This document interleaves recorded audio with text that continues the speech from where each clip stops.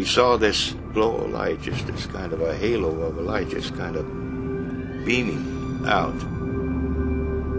He wanted to tell me about a crash of some sort of craft that had occurred on his ranch.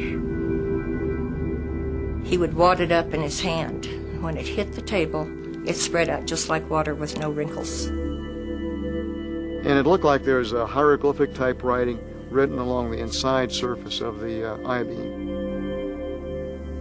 They had no earlobes. They had 2 ear canals, 2 very small orifices for the nose, a concave face. Oh yes, it was a cover-up from the beginning.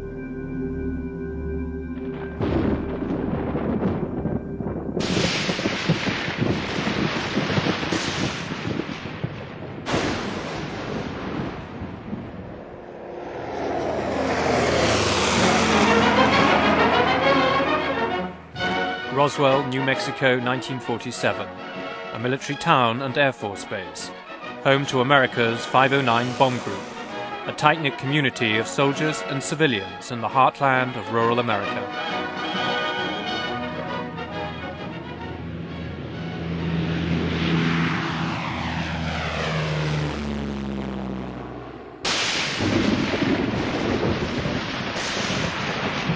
In the summer of 1947, the whole of America was gripped by a wave of sightings of flying saucers. In Roswell, there were many witnesses to a strange light in the sky.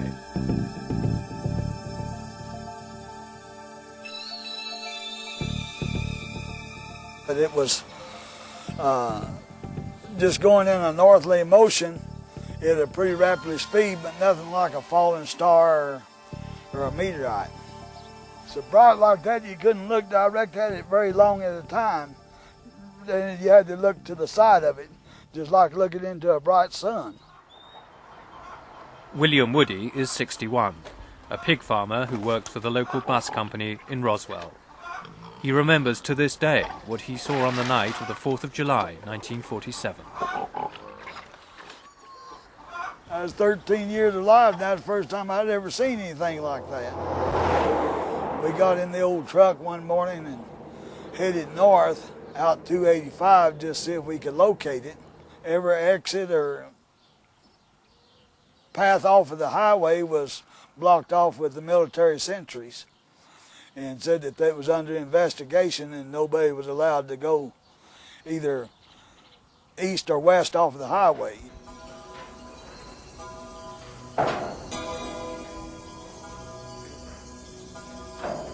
On the Foster Ranch, 75 miles northwest of Roswell, Mac Brazel, a farmhand, was on his daily rounds when he came across some strange material scattered in the fields.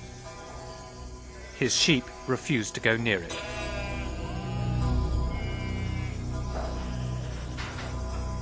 Unable to identify what it was, Brazel travelled 20 miles to show his nearest neighbour what he had found. Loretta Proctor is 83 and still lives on the same ranch near Corona, north of Roswell. She remembers Brazel arriving on horseback with a collection of strange material. He showed us this piece that looked like plastic or wood of some kind, and he said that there was some metallic-looking stuff that when you crushed it, it just straightened right back out. It wouldn't stay crushed. And there was some beams or something that he said had kind of pinkish purple printing on it. Well, we told him it's probably a UFO and he should report it.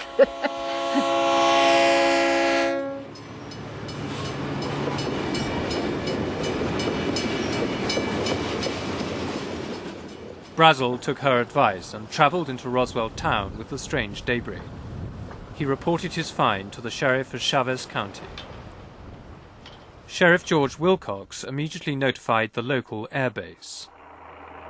Roswell Army Airfield was home to the 509, America's elite bomb group which had dropped the atomic bomb on Japan. As the only atomic bomb squadron in the world, it was surrounded by the highest levels of security and secrecy. The 509's air intelligence officer was Major Jesse Marcel. he was assigned to investigate the material that the rancher had brought in. Marcel drove out to Brazel's ranch to collect some of the debris. That night, he brought it back to his house to show his wife and son. He came back real late one night, about 2 o'clock in the morning, as I recall, very excited because he woke myself, my mother up, saying they found parts of a UFO, or a flying saucer at that time. And he wanted me to see it because it was such of an unusual type of finding. Dr. Jesse Marcel Jr. is himself a pilot, colonel, and state surgeon in Montana's Air Force Reserve.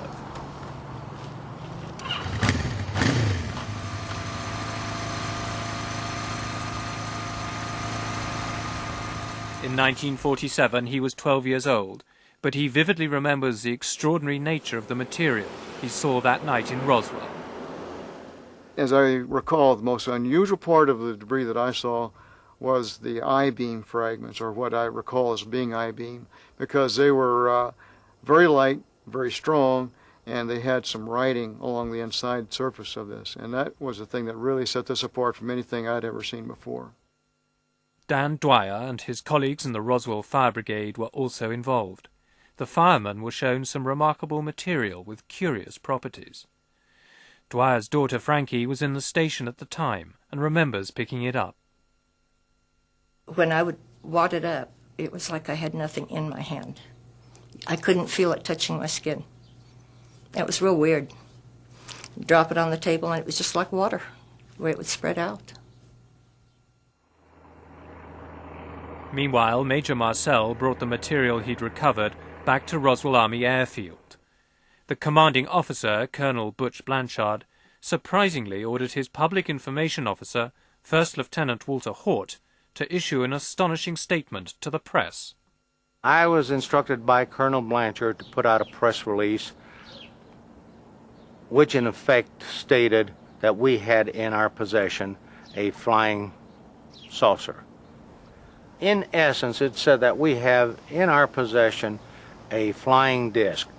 It was picked up on a ranch, and I can't remember if I said northwest of Roswell, brought into town by Mac Brazel, a ranch foreman, and the material was flown to higher headquarters, 8th Air Force, General Ramey. It was an announcement that stunned the world. The London Daily Telegraph reported that although no details were given of the craft, the Air Force claimed that it was of a flimsy construction, like a box kite. A small town in America had become the center of the world's attention.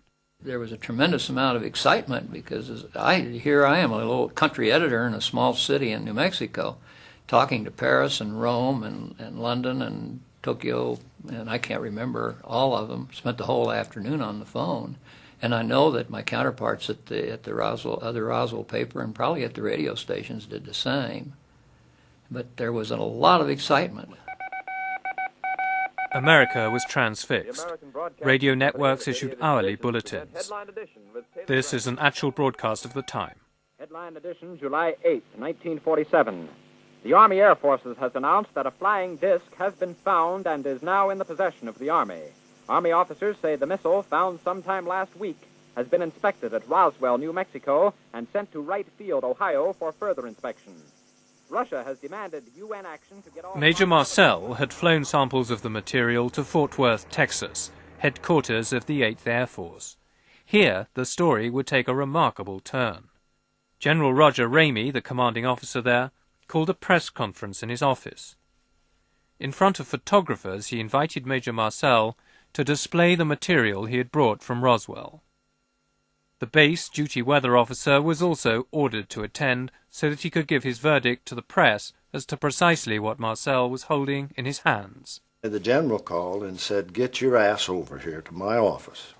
We got something here we want you to look at." And aye, sir. And he says, "If you've got a car, fine. If you haven't, get one. Get the first means of transportation and get over to my office." And when I saw that, I said, "Is that your flying saucer?" And they said, "Yeah." And I said, "Well, hell no. That's a Raywin target and balloon. And if it isn't," I said, "I'd eat it without salt or pepper. I know what that is." "Are you sure?" Yes, I'm sure. I know what that is. This is what I would like to show you. In here, this is the photograph of the debris that was seen in General Ramey's office at Carswell Air Force Base in Fort Worth, Texas. This is my father holding up what is very obviously parts of radar target with balloon debris. In here you see balsa wood fragments. You have actually parts of the balloon envelope in of itself, and you have what looks like paper-backed metal foil. And to emphasize this, this is not what was seen on the floor of our kitchen that evening or that late early morning hours in 1947. This is totally different. The implication is that Major Marcel may have been ordered to take part in a cover-up that involved switching the material from Roswell for a common weather balloon. General Ramey and the Air Force now discounted their earlier press announcements that they had found a flying saucer. The story was officially dead. But back in Roswell, those who had reported the original story found that the military were behaving somewhat strangely over what they now claimed was merely a weather balloon.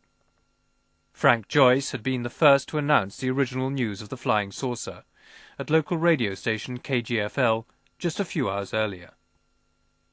I got a phone call. Well, I got a number of phone calls, but the one that really got my attention was purportedly from the Pentagon. There was a young lady on the line saying, Colonel so-and-so, this is the Pentagon calling. And this was within a few minutes of it going out on the wire. And the voice on the line says, who is this? I tell him. He said, you put that story on the air about the flying saucers? And I mean, his voice was, the type that really conveys menace and power. And I said, yes, I did. And he says, you're going to get in a lot of trouble for this, or made some threatening comment. And I said, look, I'm a civilian. You can't talk to me this way. You can't treat me this way. You can't tell me what to do in stories I put on the air. And he says, I'll show you what I can do. And bang, hung up the phone. And the voice at the other end of the line showed exactly the power that he had to the owner of the radio station.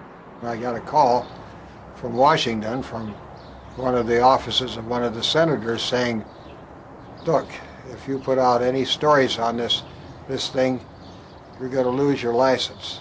And it's not going to be over a period of time. It's going to be the same day that we tell you that you're off the air. Frankie Rowe, the fireman's daughter who had handled some material, had always regarded the Air Force in Roswell as friends of the town. But an unexpected visit from the military to her home would now cast the Air Force in a sinister new light. He had this club or stick or whatever it was, and he was beating it on his hand. And he would hit it. Every time he would say something, he'd hit his hand. And he said, I want you to know you were never there. I didn't understand what he meant, because I said, yes, I was. And he said, no, you weren't. I said, yes, I was. And he said, can't you get this through your head? You never saw anything. You were not there. You don't know anything. And he said, this is a big desert out here. We can just take you out in the middle of this desert and no one will ever find your bodies. He said, you'll be nothing but bones and nobody will ever know what happened to you. And I told him I would not talk about it.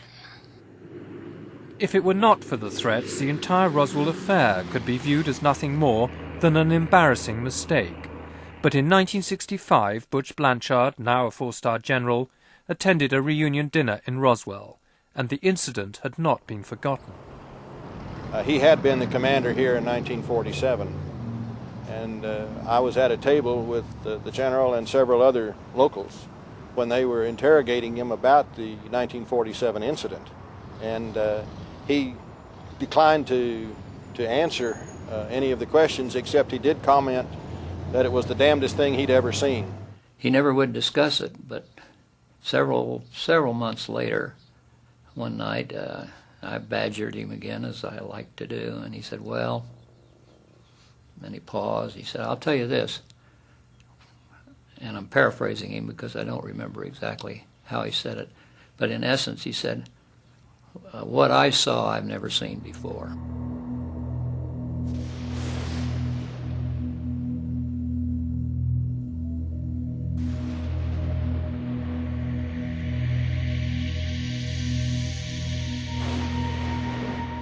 For 30 years, the Roswell incident remained a dark secret.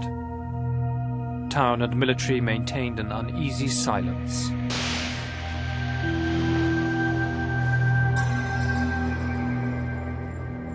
The story didn't see the light of day until 1978, when Jesse Marcel, the 509's intelligence officer, went public with an appearance on American television. I was amazed at what I saw. The amount of debris that was scattered over such an area. It took me a while to realize that there's something strange about it. But the more I saw the fragments, the more I realized that it wasn't anything that I was acquainted with. I proved I tried to burn it, it wouldn't burn. I tried to break it, it would not break. If it was something of ours, I'm sure there would be no reason to keep it under cover that long. If it's an alien spacecraft, there's another reason why it would not never be known by anybody here until they found out more about it. I sensed that there was a cover-up someplace about this whole matter. In 1947, General Ramey's chief of staff was Colonel Thomas DuBose. Shortly before he died, he was interviewed on home video. As a retired brigadier general, he is the highest-ranking officer ever to comment on the Roswell incident. It was a cover story. The balloon part of it is the story that's to be given to the press, and that is it, and anything else, forget it. And McMullen, if you ever knew him, if you told him that he wanted to run something, he goddamn sure ran it. He knew every facet of the operation. He's a busybody. He wanted to know what the hell was going on, who was pissing on the sidewalk, and all that sort of thing. General McMullen, the deputy head of Strategic Air Command at the Pentagon, was in charge of the entire operation, according to General DuBose. McMullen told me, you are not to discuss this, and this is a point of which this is more than top secret, as he said. It's beyond that. It's within my priority as deputy to George Kenney, and he in turn responsible to the president. This is the highest priority you can exhibit, and you will say nothing, and that's the end of it. And Jesus, that's in the commander-in-chief, and you forgot about it. The revelations of DuBose suggest that the American Air Force did indeed have something important to hide. Well, there's no question about that. General DuBose said that specifically to us, that the balloon explanation that the Air Force offered was a cover story to get the reporters off General Ramey's back. So we have a wide body of testimony. There was a cover-up. We have military witnesses saying they were sworn to secrecy. We have radio employees telling us that they were told if they broadcast their interview with Mac Brazel, they better look for a new job because they'd be out of the radio business the next day. We can show that beyond a shadow of a doubt. There's no question there was a cover-up. The question is, what were they hiding? What could the Air Force have been hiding for the last 40 years?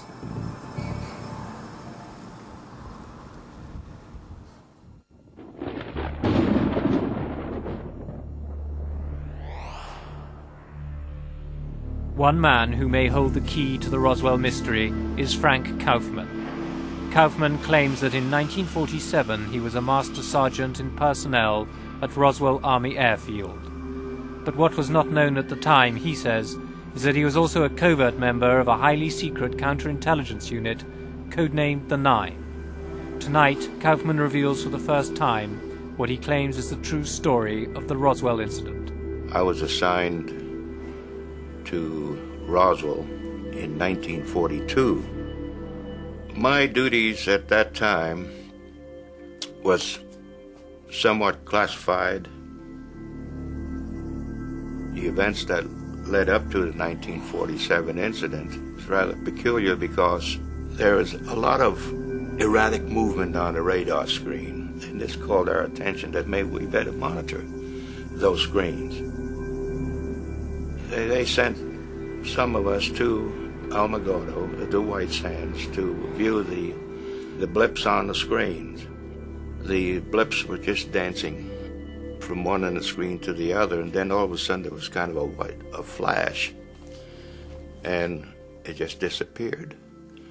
Well, that indicated that possibly maybe a plane or a missile or something just went down. Kaufman says he and his team immediately drove east from Alamogordo, back to Roswell, then towards a location about 45 miles south of the Foster Ranch. And now this was late at night.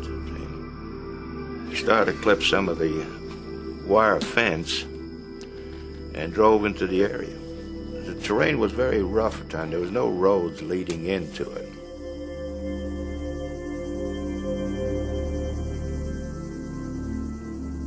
We saw this glow of light, just this kind of a halo of a light, just kind of beaming out. We got to, I guess, maybe 200 yards, maybe 300 yards from where it was. And we learned right then and there it wasn't a plane, it wasn't a missile, it was kind of a strange-looking craft that was embedded in the arroyo. See? The size of the craft, I would say possibly maybe around 20, 25 feet in length, and it was open and kind of halfway, and one body was thrown up against the wall of the arroyo. The other one was half in and half out of the craft. And when we got in close, we noticed that there were probably 3 others inside the craft. Then we radioed in back to the base to have a truck, a flatbed, and a crane and everything else just come out to the site, and we prepared everything to clear everything off. Frank Kaufman provided us with what he claims is a copy of his official report on the Roswell incident. A top-secret document containing observations and sketches of what he saw at the time.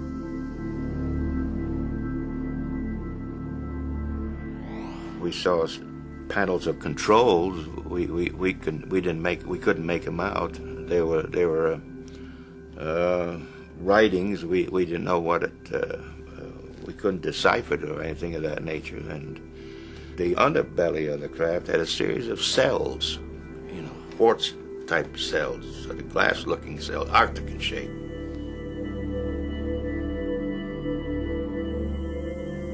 This is the actual site where Kaufman says he saw the strange craft for the first time. This is an artist's impression of the aliens based on Kaufman's own descriptions. We noticed one thing, that deterioration was beginning to set in on one of the bodies of the hands. We noticed the hands of skin trying to shrivel up, and that's the reason why we put them in the bags real in a hurry and got them out to the base hospital. They called the mortuary here to find out if there was anything that they could preserve the bodies with. The base also inquired about the availability of child-sized coffins, and later there was another call to the town undertaker. And I received a call later from the same mortuary officer stating that what embalming fluids consisted of, what would it do to the blood contents, what would it do to tissue, stomach contents, and how would it alter it. And I informed him what the answers that he wanted. Glenn Dennis also had the ambulance contract to ferry any injured servicemen to the base. That same day, he took an airman to the hospital and was amazed to find himself being roughly escorted off the base by military policemen who told him he had no right to be there. As they were taking me out, there was a door that was open over to the left, and there was a nurse coming out that had a towel over a portion of her face, and she looked up and she recognized me, and she said, "Glenn, get out of here. Get out of here as fast as you can. You're going to get in a lot of trouble." Then the next morning, she called me about 10 o'clock or so and said that she would like to see me, that we had to talk. And so I met her out at the Officers Club that morning. And she was already there when I arrived at the Officers Club. She was very upset, still crying, very hysterical. Then she told me what happened about going into this room. These doctors were there, and there was some 2 hospital gurneys there with the crash bags. One crash bag was 2 very small mutilated bodies. The other one, there was a very small body in a crash bag, but hadn't been mutilated as much as the others. And she told me the reason what they wouldn't let her out because they wanted her to write down what they were examining. And that's what she was doing. And they all became very ill. They said that the smell, and it was a very toxic smell, and they just couldn't breathe and get their breath, and they had to get out.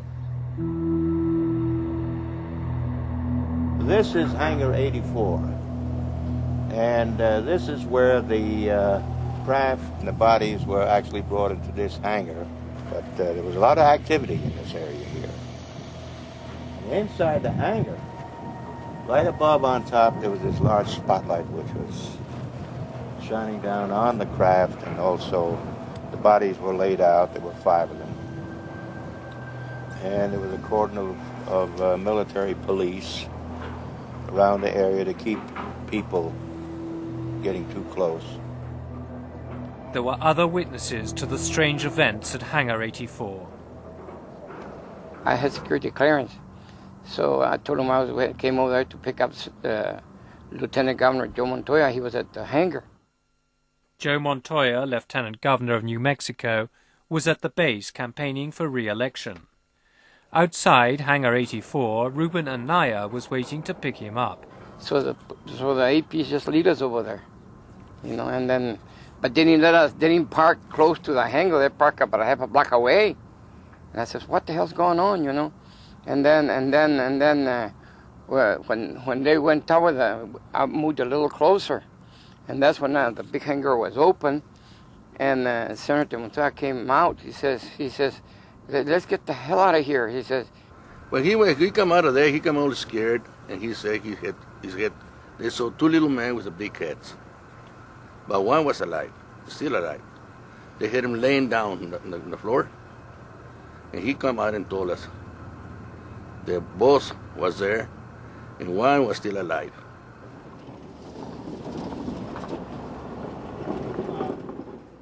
There were other witnesses with strange reports of aliens.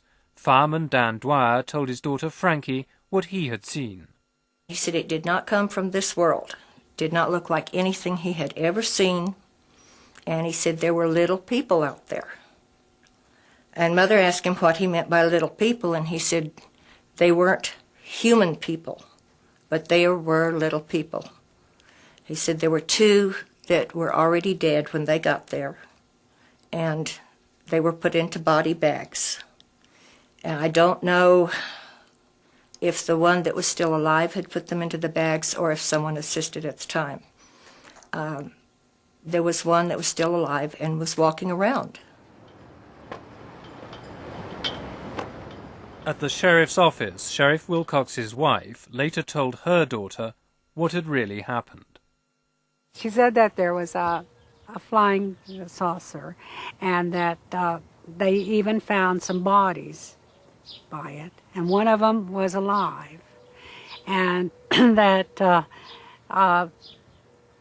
the Army, Air Force had come and threatened my father and his family to not mention anything at all about it. According to Frank Kaufman, the debris and bodies were flown to Air Force Intelligence Headquarters at Wright Field, and another consignment was sent to Andrews Air Force Base in Washington. How high did it go? All the way to the president, I was told. President Truman. The fact is, there is no proof, evidence, documentation, physical evidence of any sort to prove that your story is true. That's right. You have to accept it. I mean, you either believe it or you don't. I mean, see. There is no independent evidence to corroborate Frank Kaufman's story. Proving his involvement in clandestine operations, he claims, would be in breach of his military oath.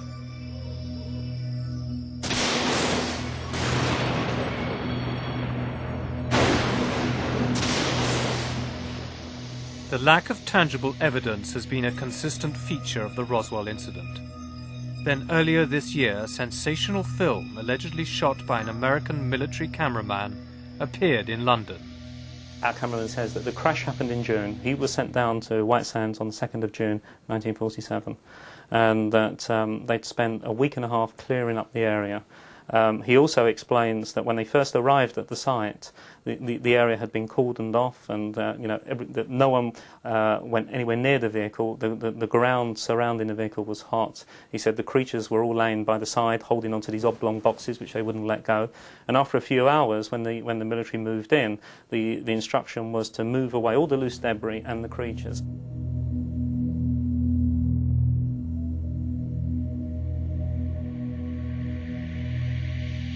Ray Santilli claims he negotiated for 2 years to buy this film. He's the only person who knows the identity of the cameraman who shot it. According to Santilli, the poor quality is explained by the circumstances under which it was photographed.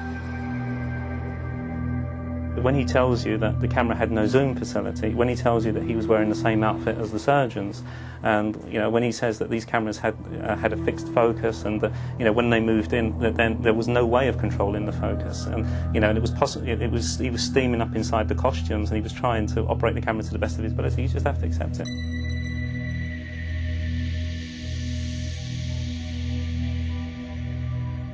The other question is, well, why isn't it a fixed camera? Why isn't it a camera fixed above looking at the body? But then his argument is that, well, surgeons were bending over it all the time, and the only way you can get to see these things is by moving around.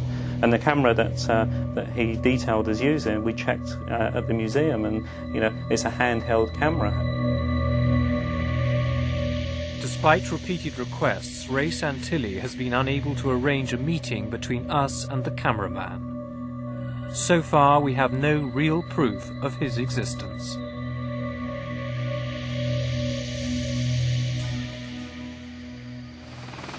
The American Air Force categorically denied the existence of spacecraft and aliens, but mounting pressure from the public and a determined congressman forced the Pentagon to launch their own investigation.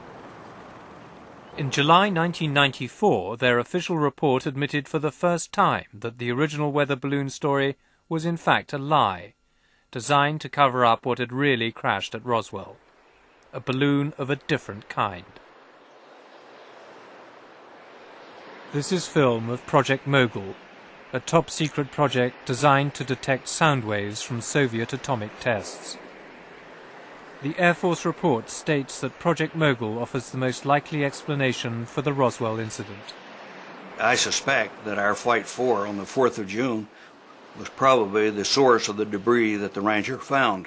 It was not recovered, and the record indicates that the B-17 abandoned tracking it while it was still airborne, and it's my memory that it was over a little town called Arabella, just north of Capitan and about 17 miles from where some debris was later found. Curiously, an examination of the actual flight logs of the time reveals that there is no record of the existence of Flight Number 4 on the 4th of June. The one the Air Force claims explains the Roswell incident. Moore says no records exist as no data was entered for unsuccessful flights, yet other flights that were unsuccessful are clearly documented. Discrepancies such as these have led many to doubt the Air Force's insistence that Project Mogul is in fact the answer to the Roswell mystery. On Capitol Hill, the representative for New Mexico, Congressman Stephen Schiff, is suspicious of the number of different explanations offered over the years. We've had 3 different explanations from the military about what crashed.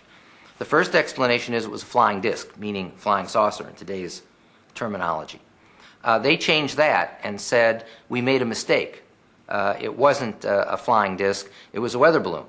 I still find it amazing that the United States top bomber wing, with the only wing that was eligible to carry nuclear weapons at that particular time, would not know a weather balloon from a flying saucer, but apparently somebody didn't, according to them. So we then had the second explanation that this was a weather balloon, and we now have the third explanation that this was part of a highly classified radiation detection experiment. So we have 3 separate explanations as to what crashed, but no dispute that something crashed. If it wasn't a balloon, what did crash at Roswell? A flying saucer or something else? And how does the controversial Alien film relate to the Roswell mystery? New Mexico is the most secret state in the Union. Historically, its deserts and skies have been the center for more highly classified and secret scientific projects than any other place on Earth. The suspicion is that some strange top-secret military experiment could lie behind the Roswell mystery.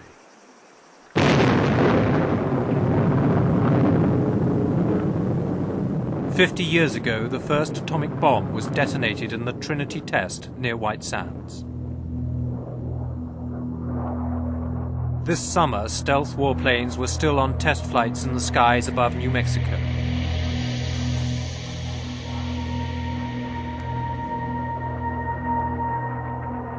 And almost half a century earlier, their predecessor, the Flying Wing, was also seen in these skies.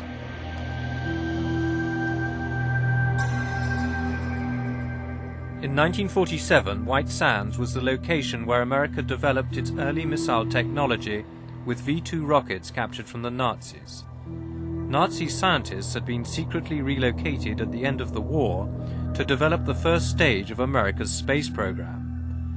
Werner von Braun, the inventor of the V-2, was in charge of the operation. It is known that animal experiments were part of the American space program in the 1950s. But could there have been any as early as 1947? One series, which was known as Project Albert, which launched a chimpanzee or a monkey, a small monkey, in one of the nose cones. Needless to say, the monkey didn't survive due to some technical difficulties with the nose cone in re-entering into the Earth's atmosphere. When was that? That was probably around the late 40s and the early 50s. And this was even before the famous Ham, the space chimpanzee, which was trained over at the Alamogordo Air Force Base. Could it have been as early as 1947? Probably around 1947. I know that Project Albert began with, I believe, V2 number 47. Our investigation reveals for the first time that animal experiments may have been conducted much earlier than was previously thought. If so, then could the Roswell incident have been some highly secret experiment that went catastrophically wrong? Is it possible that a V-2 rocket with animals on board could have gone astray and may account for the descriptions of bodies and strange debris offered by so many witnesses at Roswell?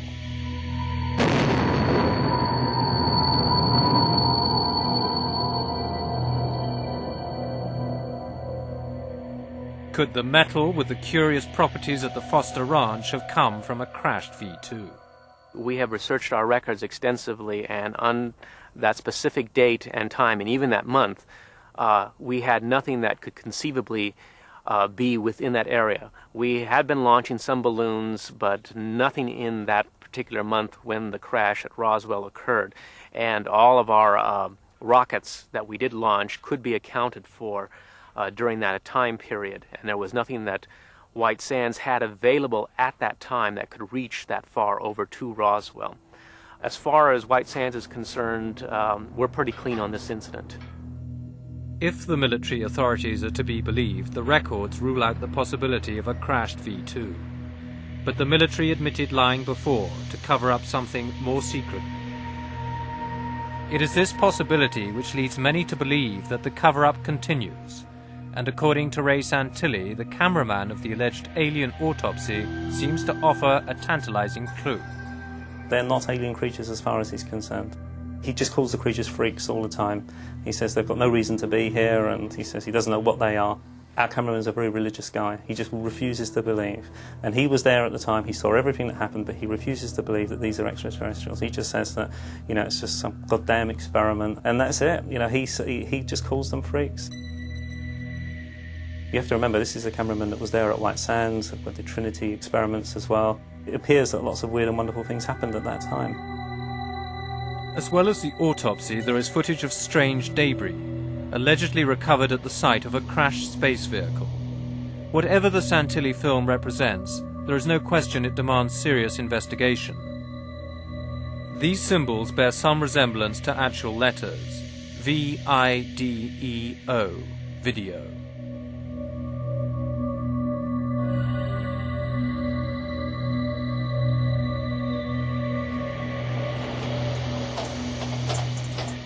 Despite doubts about its authenticity, we took the film to America to show to some of the witnesses that we originally interviewed about the Roswell incident. The symbols are vaguely consistent with my memory, since I can't be absolutely sure though, but they certainly could be consistent with what I saw. The differences would be the size and the fact that the ones I saw were not raised above the level of the beam.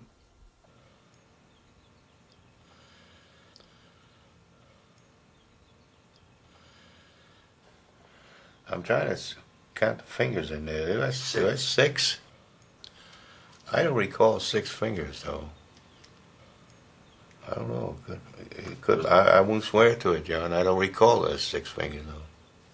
To be honest with you, it doesn't look too close to the Roswell incident. I can say that much. Dr. Ian West is one of Britain's leading forensic pathologists. He's frequently called upon by Scotland Yard in murder investigations. The blood pattern is unusual. You don't normally get, that incision has been open for some time now. We've got 4 little trails running from it. Although we have a number of quite distinct linear trails, dark trails, which look like blood trails, they're not of the nature that I would expect to see at a post-mortem. I would see some more smearing, some more irregularity in the blood loss from the margins of the incision.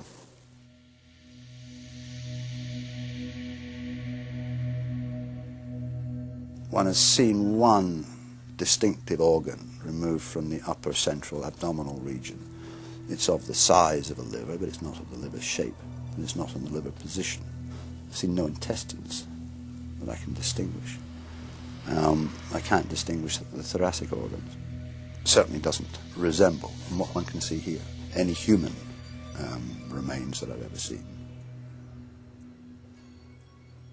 There's just no evidence to say this is definitely nothing on the film which makes me say this is definitely a hoax.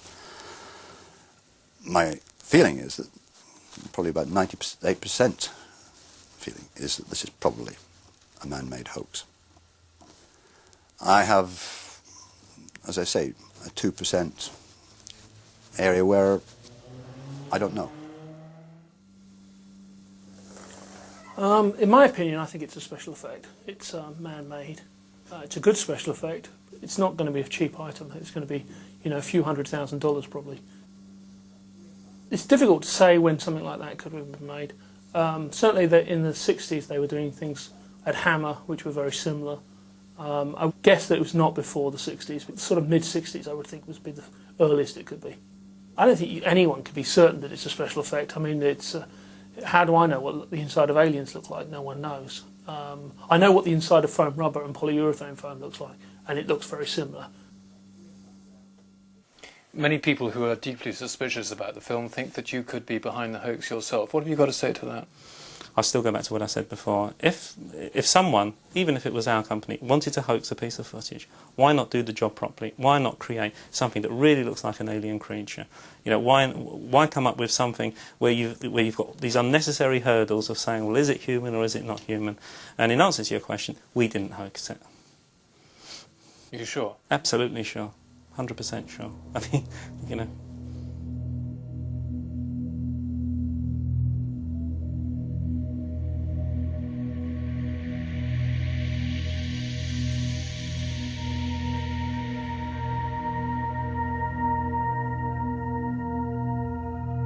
As of this moment, there is no conclusive evidence to prove that the film is either genuine or a hoax. Establishing its provenance is a critical factor in moving the Roswell mystery closer to resolution. One vital step would be to have the film chemically analysed by a photographic laboratory.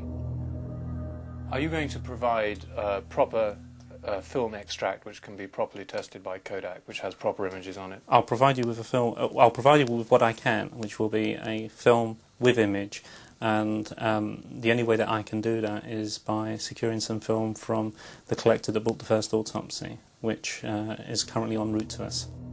So far, no suitable film extract has been provided for laboratory tests. But we continue to press for it.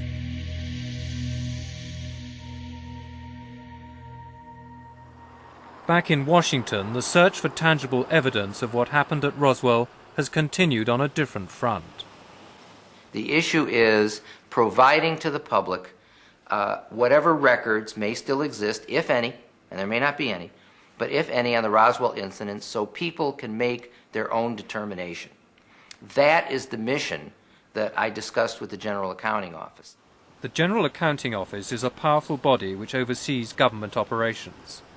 They have been investigating government agencies to establish if there are any official records of the Roswell incident. In July this year, the GAO reported that the Air Force had destroyed their records relating to Roswell. For conspiracy theorists, it sounds all too convenient. But one man who would know if Roswell ever figured in secret files is Frederick Durant. In 1952, he investigated the whole question of flying saucers for the CIA. If there had happened in 47, we would have known about it in 52 or 53 when I was involved. And I truly believe that we had the best information available in the intelligence community, including the White House and the National Security Council. And the investigation would certainly have, in fact, it was not even considered in the Blue Book because it was meteorological balloon wreckage. But you are absolutely convinced that what you have told us what you saw and that is 100% accurate? I am absolutely 101,000%. It's the truth. The whole truth and nothing but the truth? That's right. As Ripley would say, believe it or not. For nearly 50 years, the Roswell incident has defied all attempts at rational explanation. In the world of UFO mysteries, it has become the most celebrated of them all. In the absence of any physical evidence, it all comes down to a question of faith. In the course of our investigation, we have encountered a wilderness of fact and fantasy. Credible witnesses relate incredible tales with apparent sincerity. Incredible characters make outlandish claims that cast grave doubt on their own rationality.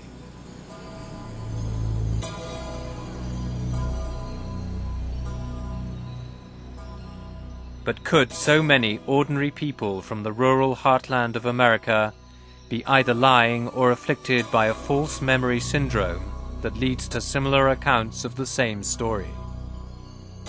Basically, I think you'll find that the people who are telling you these stories are very ordinary Americans.